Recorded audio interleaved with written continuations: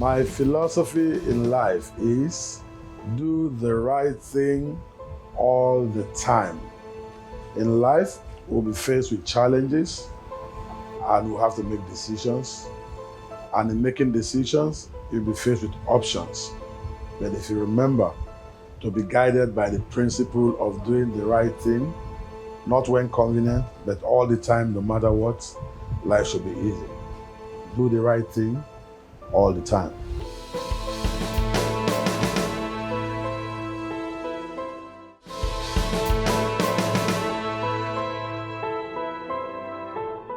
My name is Edi Lawani.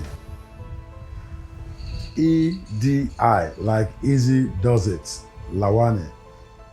I am from Igara in Akoko-Edo local government area of Edo State. I am from the famous Kukuruku Hills, if you know your history. I was born in Sapele many years ago. I grew up in my village in Igara, where I attended primary school and secondary school. Proceeded to Lagos and was a student briefly at the Lagos State College of Science and Technology. And I migrated to Bende State University in Ekpoma. That was in 1982. Went through school, youth service done, a bit of journalism here and there through Punch, City Temple, back to school, University of Lagos, postgraduate studies, Department of Mass Communication, specializing in radio and TV production. Coming out of Unilag in the early 90s, 1991, thereabout, I worked with PMAN briefly, the Performing Musicians Association of Nigeria, at the national headquarters as admin secretary, where I was responsible for everything to do with the administration of the HQ. And in 1992, I left PMAN and set up shop as an artist manager and as a show business consultant. And that's how my journey in the hustle land started.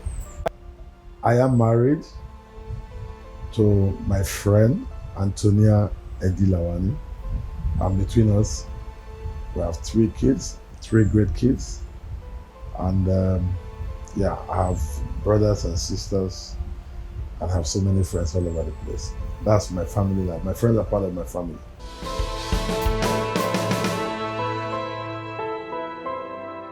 Coming out of PMAN, I had noticed while I was working in PMAN that over 70% of what I had to deal with in PMAN had to do with artists complaining about one thing or the other with record companies, with labels, with producers, things to do with their careers. And once I left PMAN, it's like the problems of PMAN followed me. So I started running more like a consulting clinic for musicians. And you'll be shocked, some who were even already established then. There were so many loose ends that a lot of them never really got a handle of.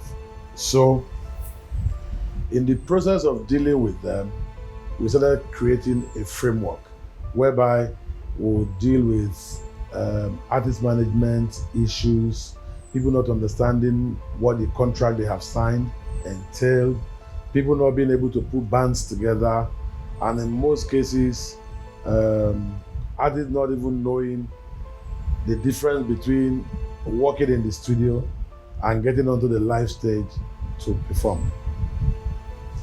So, from advising on contracts, I enlisted the support of a few friends who were lawyers who would give free advice.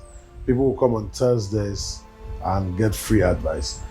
One thing leading to the other, people started making requests for me to be their manager's hands-on. And I did go on to manage artists like Felix and Moses, Lieutenant Shotgun. In the process, Miata Fambule from Liberia. There was Jackie Mensah from Ghana. There was Gudrun Hawk, we call her Guru. She came to live in Nigeria to learn Afrobeat under Fela and Femi Kuti then. And then my paths crossed with so many other artists that I didn't manage directly, but I was acting as alternate manager and consultant and advisor to some of these guys like Isaac Black, like Mike Okri, Alex Zito, Daniel Wilson, and much later people like Daddy Shoki.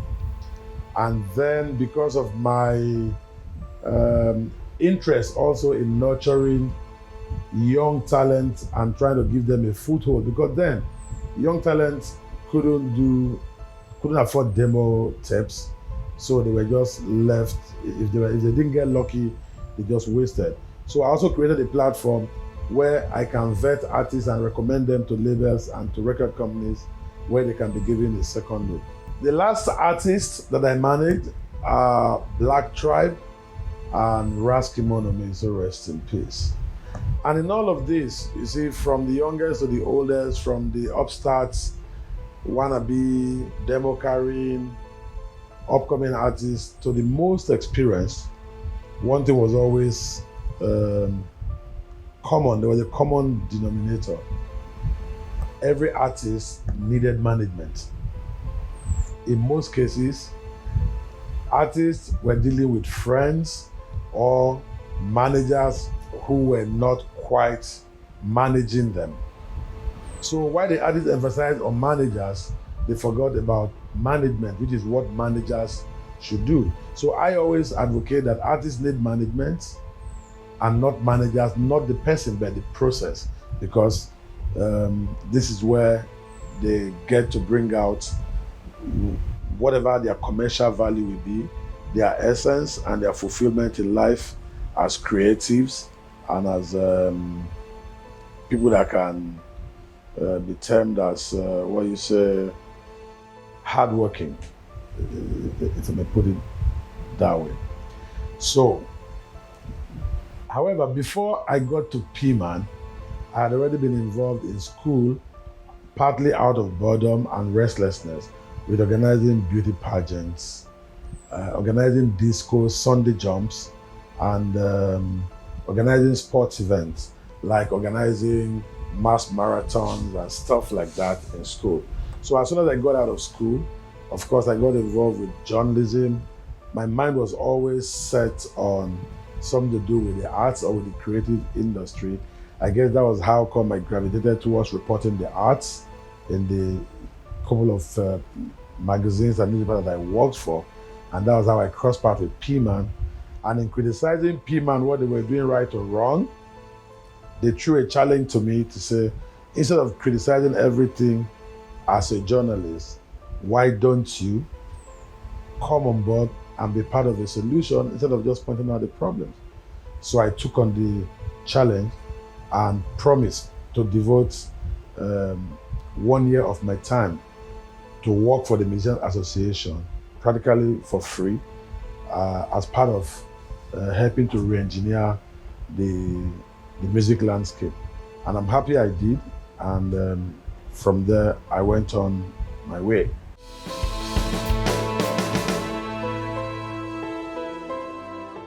Dealing with musicians, like I said earlier, and all the problems that we're needing to solve, I started running a full-fledged artist management company, services, Edi Lawani and Associates, as it was then known. Now, in dealing with artists, you have to go for live events and they have to perform. And I was getting increasingly frustrated with the quality of performances, and I had to put my artists through extra work, even though it meant us losing so much money with rehearsals, choreography, getting everything right to be able to sound as closely as possible to what the listener got on the vinyl or on tape. That was a lot of work. And then I started devoting more time to the act of live performances. And then my artists will go out to a show. They might be the youngest or the smallest artist on the bill, and they put up a very good show. People started noticing, and one or two other artists that I was not managing or working with started calling me to help them out with rehearsals and putting their shows together. So I was now getting into live show production or show directing for this artist. And a major part of this had to do with stage management. Then people will say, oh, I like how the two artists you were in charge of, I like how they comported themselves, how they came on time, how they did this and how they did that. It wasn't the same with the other artists. So people started hiring me beyond just the artists I worked with to help them sequence their entire shows. So in a short while, the backstage boy, the artist manager that was inconsequential before this time, was beginning to now get some attention. So stage management became a defined component of live events, partly due to some of the value that were brought on board.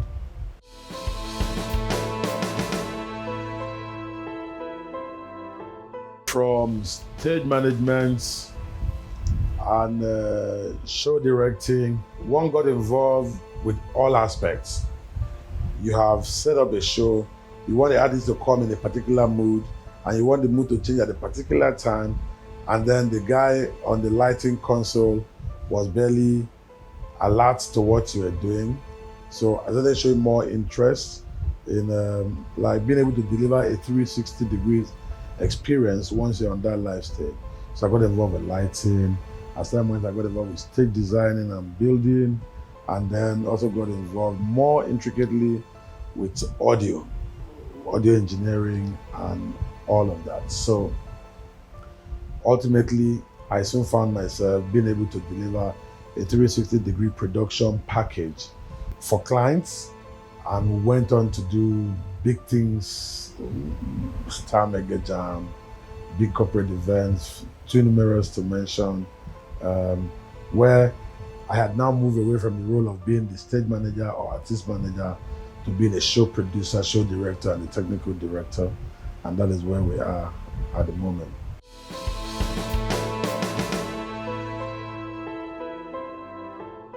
When I left P-Man, the first company I set up was Edi Lawani and Associates. And we're strictly looking after artists in terms of trying to deal with their problem. Because I had spotted a vacuum, and I actually thought I'll do that for a while and then move on to film school or something that will give me my independence. Because with managing musicians, your destiny almost becomes tied up in their careers. If you're really passionate about artist management, it's almost like an addiction. You just can't do it halfway, can't do it roughshod. So I soon realized it was consuming so much of my time, but we also needed to do more, move into technical production and stuff, because with artist management, you were just earning just a percentage, and I was spending so much in developing the artists, most of them unrecorded. So I was really getting lean and hungry while I was trying to get these artists off the ground. Most time people get to hear only of those who succeeded, but for every one artist that succeeded, there are probably about 10 others who never made it that you spend money on. Because I was doing 360 degrees management, like funding the artists and really taking care of them. So the need to move things a little bit further led to the establishment of Showbiz Network Services. As the name suggests, we were positioned like a clearinghouse for show business activities. So that way, we took more active roles in technical productions, activations, and then we became like the go-to company for many agencies that we had to service as their technical partners or technical arms. And we had the opportunity of working for the presidency, for different state governments, especially River State government. We did quite a lot of work with them, and with Coca-Cola, Nigerian breweries. We got involved with shows for Guinness. Like I said, through third-party agencies, as the case may be. We worked for like the top 15 advertising agencies that were doubling as event agencies then, And we also did work for what you might call below the line, like activations. Like I remember the famous Coca-Cola Christmas tree. We're proud to have been a major part of putting that up for the number of years that went on. Of course, like the big star mega jams, the bringing together artists from different parts of the world. In the process, having to work with directly with artists like R. Kelly, Bram McKnight, Karen Wheeler, Via B, Awilo, my main man. You might, if I remember correctly, Shaggy, Sean Paul, and yeah. And in doing this, we're just only challenged more as a company to improve on what we're doing, because the demands of these foreign acts are usually like out of this world. But each time you manage to like meet it, you also raise the bar locally. So we transfer that interaction, the engagement, and the knowledge back into our local space. We also had the opportunity of getting involved with a couple of shows outside of the country, like taking one or two odd artists out. I mean, my trip with Daddy Shoki to Europe in the early 2000s also stands out very clearly.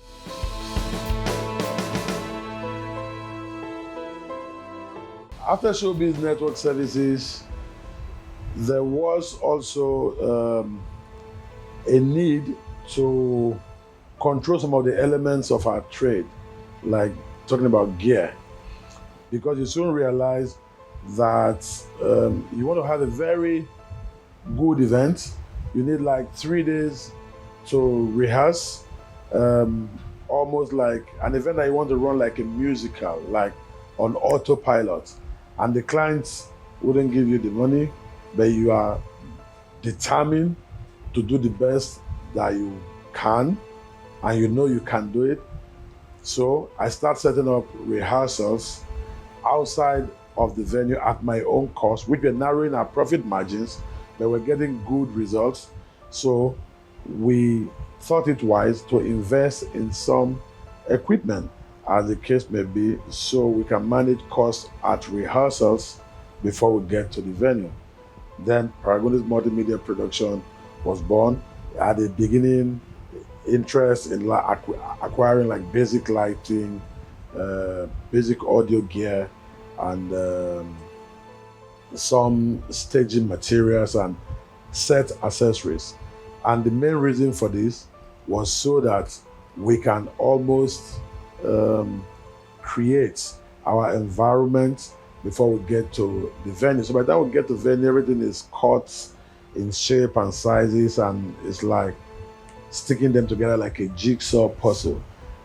Paragonist will go on to take on a life of his own, and I kind of pulled back with the management in place, and that was how that wing went into equipment acquisition. And today, they rank as one of they're in the top bracket of audio gear supply company in Nigeria, and you might even say in West Africa. Paragonist multimedia. But the Don Gorgon of it all, when you talk Edi Lawani today, most people don't know how we come about or how we got here. Everybody just talks about Kukuruku. I am from an area of Nigeria known as the Kukuruku Hills, Afemai in Edo State. So to keep that name alive, the company I currently run as CEO is called Kukuruku International. And what does Kukuruku do? Kukuruku is a melting pot of all my business interests, from media, show business, permit me to say the eventing, and of recent health and safety, my recent passion. So Kukuruku is a melting pot, and then we work with different subsidiaries or partners in what you might call like affiliations, so we're not overloaded, and we try to deliver projects from ideation to execution 100%. That way, we are able to see our visions through in the purest form that we want to deliver it. We are not encumbered by factors that we don't control. Like I said, we depend heavily on partnerships. I mean, equally diverse solutions, Jungle Films, Twilight Media.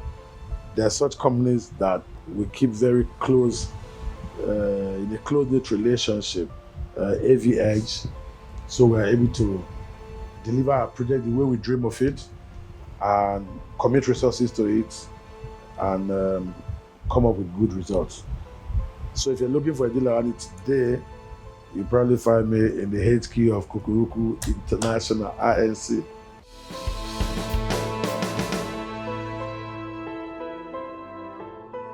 Over the years, people have asked, in what way have we impacted the industry in the things we have done across board? I would say I would rather leave that to observers and to the audience and the industry at large to judge. But I can put on record very quickly that in our work process, we've had to train people formally and informally. For example, even till this day, we run more like a CSR academic program called the Summer Tech School. Summertime, people are on holidays, we go from place to place, started from Calabar and Cross River State, where I teach students for free, entry point personnel, people that have interest in show business. Not everybody can be in front of the camera or be a musician or be coming in a big role, but put them through the rudiments of the different opportunities, more like a starter pack scenario where people understand that whatever you have studied in school or whatever your background is, you can always adapt and get a role within the show business industry, events, and in other spheres. We do that for free. For example, 20 years ago, if you said you were a stage manager, you were looked down like, oh, do you work in the theater? Stage management, as far as production was concerned, was essentially limited to theatrical performances. But our coming on board and in the little innovations and work that we put in, today, stage management is a key part of any event, even if it's a wedding. We can take a chunk of the credit for that. Impact in the area of artist management, not just the artists that we manage, people that we mentor, people that we created opportunities for. Many years ago, about 1998 or thereabouts, I was at the stadium to oversee a production for Tunde Oshinobosi, Oshine, and it was a jeans carnival. And a group of boys came at me and they were looking for opportunity to be put on stage. And from what they said to me, they go from place to place, from different events, begging to be showcased, and nobody gave them a chance. I took a gamble and gave them a chance. Guess who that group of boys were? They were led by Daddy Shoki. And I took Daddy Shoki after that under my wings. I was never really his manager full time, but I did for him more than what a management company should do.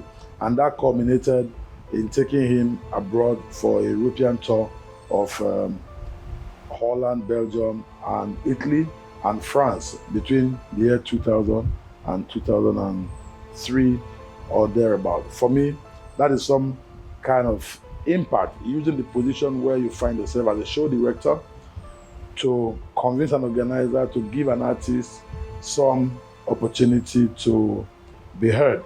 And then from there, they go on to become successful or make a difference in their lives. Another example, there was a year I was in the University of Lagos, I think 1992, 93 or thereabouts. I saw a young man on stage, and I think then I just reckoned this guy is funny. And then nothing about that, I left Unilag. The next day, I was in Ekpoma in Bender State University, now Ambrose Ali University. And by chance, at that event, it was a concert. The young man I saw in Unilag the night before I saw him again on stage in Ekpoma. Space of 24 hours. I made my way backstage and I said to the guy, were you not the one I saw in Ekpoma yesterday, in University of Lagos yesterday night? He said, yes. Oh, were you there in the audience? I said, yeah, I was there. I was just telling people how funny you were. What are you doing here? And he says, oh, I am a student of Bender State University. I only went to Unilag to hustle. And then I said to him, do you know that when you finish school, you don't have to look for a job. You can actually make a living from doing comedy. And he laughed and he said, how can I hope to finish university and then say I'm a comedian? And I said to him, this is my card. Take it. When you finish school, come to Lagos. Let's have a chat. I can assure you that it is possible. If nobody has done it, you can be the first to say, I'm a university graduate and I'm a comedian, and proudly so. Some years later, the young man showed up, took him under my wings, and as God will have it, today he's one of the most successful comedians in Nigeria, Ali Baba.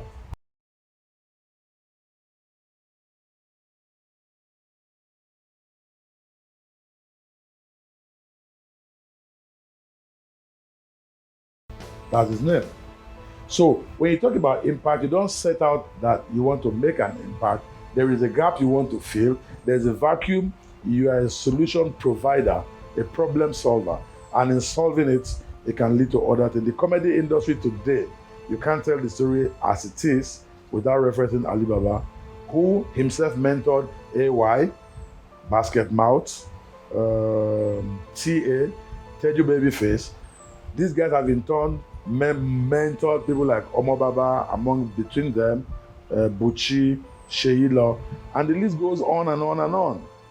So if you talk about impact, a little seed you plant today without even knowing what's going to become of it can lead to something very big and important in the future. So impact, again, is not directly limited to what you have deliberately set out to do. You never know what's going to turn big, what's going to turn successful. There are many people we helped, maybe only 1 out of 10 succeed. If we do not take credit or responsibility for those who failed, sometimes I'm a little bit shy to beat my chest and take credit for those who succeeded. But again, when they tell their stories and they tell it the way it is, I'm humble that I can repeat it. So there's nothing I will say to you that these guys haven't said themselves. About 1998 or thereabout, Willie Walkman, who used to be my PA, came into my office and said, oh, there's these 2 young boys, they know how to sing. Can you listen to them? I said, fine. I do that every day. I do that all the time. And then they came in. They sang, and they were good. And I promised I'll do whatever I can to help you guys. Some months down the line, Providence, I was going to run a show for Rockman's Groove nationwide, 30 shows. At this time, the Remedies had just released their hit single, Shakumo, and they were going to go on this show with Rothmans nationwide, 30 shows in 2 months. Big opportunity. And then I suddenly remembered and I sent for those 2 young men that I had met. It took 2 days to find them and no telephone then. And by the time I got them, I took them on to the audition, and the clients were so impressed that they signed them on as the second major act to the Remedies. So they became headliners too. And then they went around the country doing 30 shows. The least capacity audience will have must have been about 25,000 from Sokoto to Calabar to Mina to Katsina to Aba, Port Harcourt. We covered Nigeria comprehensively. Ilorin, Kano, Kaduna, we did it all. And this was the first time these guys were earning professional money. They didn't even have a record.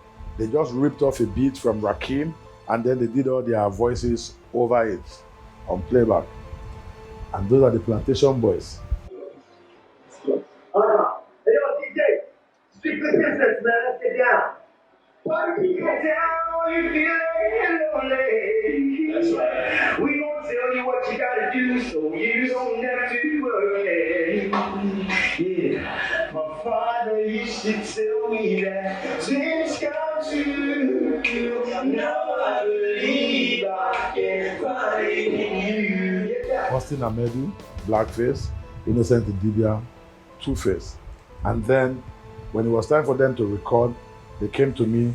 I took them under my wing after this as quasi or semi-managers or just advisors. I never signed them on a contract, but I did everything for them that I could. And then they brought Chibuzo, who became known as Face. And that was how, by the time the world got to know about Plantation Boys, there were three, as against the two that started. I did my bits. Baby, I had to babysit them through their recordings and whatever up until they had their first release, and they went on to become very, very successful. So impact and filling gaps will never be measured in terms of the big things, but by the little things that become big and important and relevant.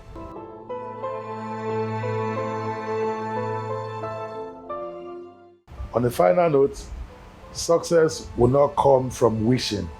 Success will come from learning, doing, sharing, teaching, and above all, adapting. You have to keep learning and you have to keep doing what you have learned. You have to keep teaching. You have to keep sharing that experience. And at the end of the day, you have to be very versatile and be ready to adapt. 20 years ago, you have to draw a set with your pen and paper or your pencil and sketch pad. Today, you have to get on your computer and get some knowledge about designing to get things done very quickly. That is all about learning continuously and advancing your craft. It is a new camera, it is a new audio board, it is a new lights, new effects. You have to be on top of your game to understand it and then improve your thinking faculty in ways that you can interpret briefs that it will make sense, because only then can your end results justify all the effort you have put in.